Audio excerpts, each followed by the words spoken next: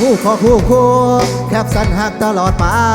พวกสูมันเป็นจังได้สิตายแล้วบ่จังย่างจูงแขนสำแฟนก็เอามาอวดเตะหวดสังแข่งเดนอเบิ่งแม่กูนั่งจอคอมีละบ่เงินไปบ้านพักถึงใจคนโสดแน่สู่โหบ่อยากหูอยากเห็นคนหักการเห็นแล้วอยากตีนยันพวกมึงเข้าฟ้าไปหักไก่กูแน่มึงบ่กูนี่อิจฉากูบ่อยากเป็นขี้ดาคนหักกา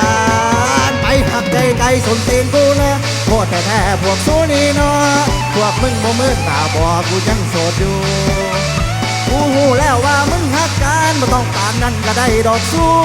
ที่โตนในคนบ่มีคู่ไปหักไก่สนตีนกูเนี่ยโคตรแท้พวกสู้นี่เนาะพวกมึงบ่มืดตาบ่กูยังโสดอยู่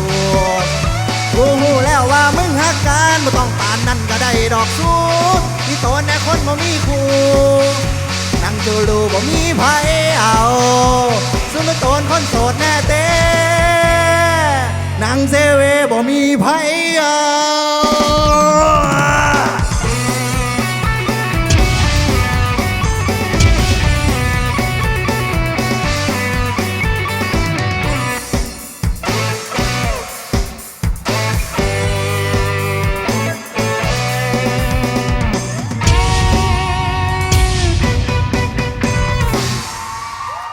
เบียร์ลาวมิวสิกทาเลนต์โครงการประกวดห้องเพลงระดับประเทศที่เปิดกว้างแข่งขันทุกประเภทดนตรีบ่ว่าจะเป็นป๊อปร็อกฮิปฮอปลูกทุ่งบ้านนา